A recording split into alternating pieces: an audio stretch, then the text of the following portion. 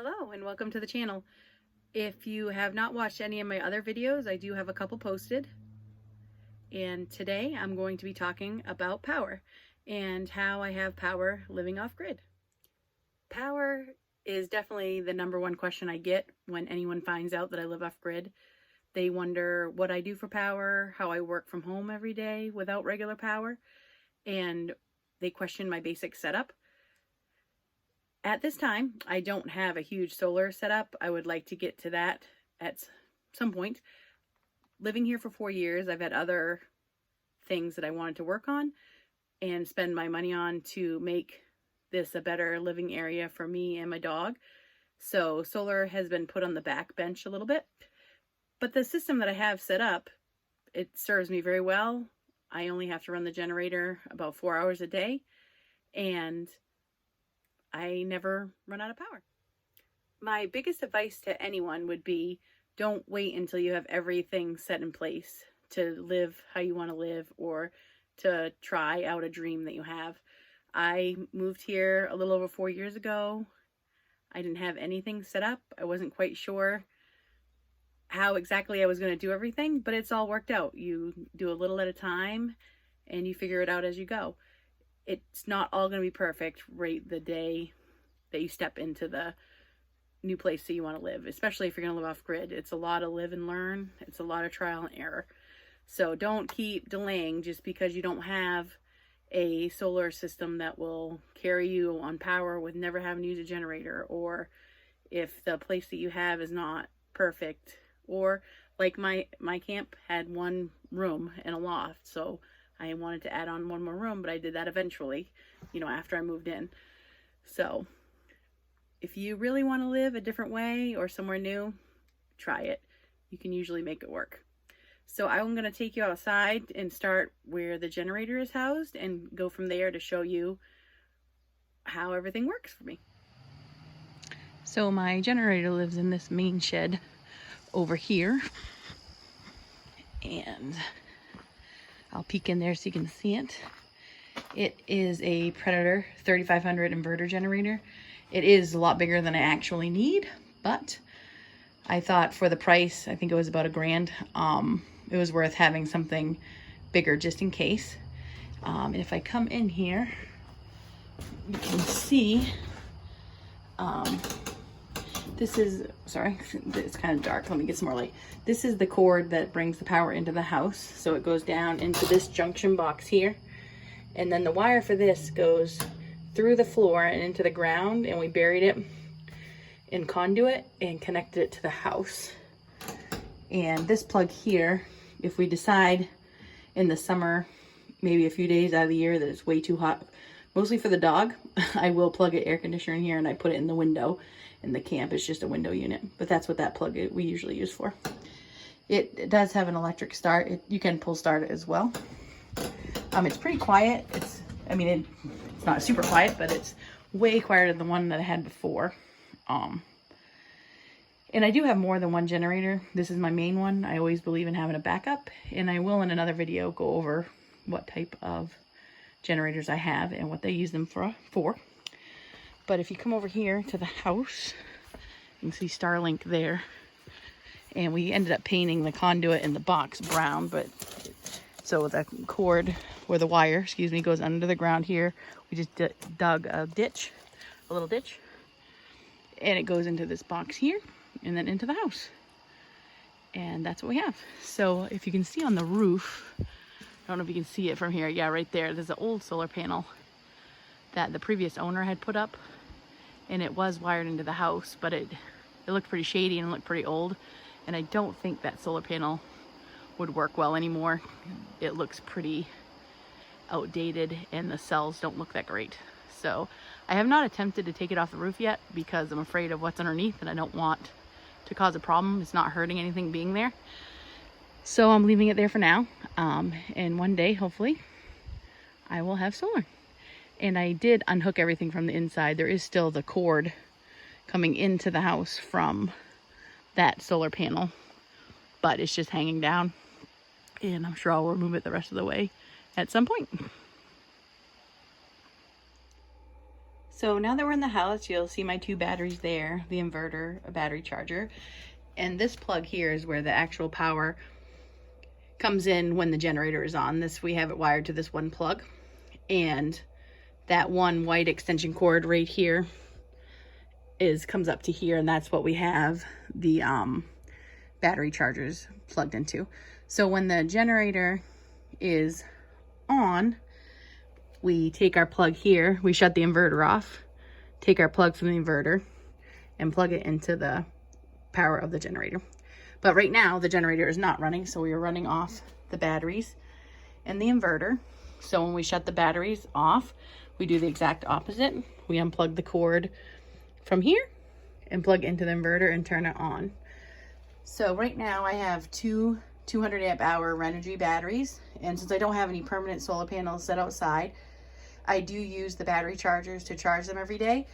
I run the generator for 2 hours in the morning and 2 hours in the afternoon. I basically chose 2 hours because that's what it takes to charge the solar generator box that I work off of all day, but also keeps these batteries plenty charged. They never they never get too low. They never run out of juice. I use this small battery charger, which is a 10. It's a really nice one. It automatically sets what type of battery you have, and I can put links to these things in the bottom. But that 10 amp one was not enough to charge these 2 batteries, so I also use this one down here, which is a 50 amp charger, and that's actually came from Walmart. It's Everstart. It actually is very reliable, which I'm surprised. So I do change them over, like for a couple weeks. The 50 amp one will charge the left side battery, and then I'll flop it, and that way each battery isn't always getting the largest of the chargers hooked up to it, and they are just tied together in parallel so that they work. So most of what runs off of the power in my house is my refrigerator, which is here. I know I'm a little close so you can't see it, and that stays on 24 hours a day. And also in this power strip here, which is what we actually unplug and plug from the inverter to the generator power, has a couple extension cords that one goes into my room where I work and where I sleep, and it charges the few solar generator boxes that I have in there. And then we also have a couple extension cords that run across and come across, and they run a couple lights in that back room and a light above my sink. And that's basically what runs off of the battery on a daily basis. We do use a coffee pot every once in a while, and I have Instapot, which I will use on the battery. So that is a basic of my power setup for the regular everyday power. I will bring you in the other room and I'll show you my solar generator that I work from. That's where my laptop and my 2 monitors and Starlink is plugged into all the time. So now we're in the other room, and this is my desk here, and I do have a TV. And this is the solar generator that I have Starlink plugged into, and also where I plug in my computer. I use this for the TV at night sometimes also, if I feel like watching a movie. This is a Yeti 1000X from Goal Zero. I really enjoy using it. It works really well. I did pay extra and got a fast charger for it, and it will charge it up 100% within that 2 hours. It doesn't always take the full 2 hours. It depends on how low it is. I try not to let it get too far below 30%. And I don't keep Starlink on all day on the weekend because I try to stay unplugged as much as I can on the weekend. So right now everything is off on there. But this gray plug here is Starlink. And then I have, in this plug here, I have a small extension cord that has my monitor, well, my 2 monitors and my laptop plugged in, and I just plug that in on this side in the morning after I turn on the internet. And I only leave my computer and monitors plugged in while I'm working. They don't need to stay plugged in while I'm not working. So when I run the generator for 2 hours in the morning and 2 hours in the afternoon, it charges this box completely. I can work without having to unplug and replug. Before I had this solar generator box, since I switched over from generator to inverter 2 times a day, if I was in the middle of working, a lot of my stuff would shut off. And also, I wouldn't be able to leave Starlink on continuously. It would have to shut off while I shut the generator off. So using this box, I never lose my internet. I never lose my connection. It doesn't interfere with my work at all. And if I want to, I can take this with me anywhere and work or use it when I'm camping. I do have Starlink, and I have to have the roamer package because my address does not show up as a real address. So technically I could take my internet anywhere I want to go. I don't do that at this time. I just work here all the time. But it's always nice to have that possibility. So I do have several other Goal Zero products and also 3 other solar generators from them. And I will do a video on those, comparing each of them in the different sizes and what I like and don't like about them. I do have some portable solar panels. I have 2 100-watt briefcase type. I have 4 foldable 50-watt type solar panels and a couple other smaller solar panels that I can use to charge small devices. The 100-watt panels can charge my solar generators, and I also have installed charge controllers on them with alligator type clips, so I can charge the batteries in the house if I didn't want to use the generator to charge them, or if I had for some reason ran out of gas. And I can also use them to charge the battery on my camper if I go camping and I want to use the lights or whatever, or the refrigerator. I will show the solar panels in another video, just comparing them and showing how they work, and I will also show how I put the charge controllers on them. They are all from Goal Zero. For some reason I tried that brand and I have really loved it, and I've stuck with it.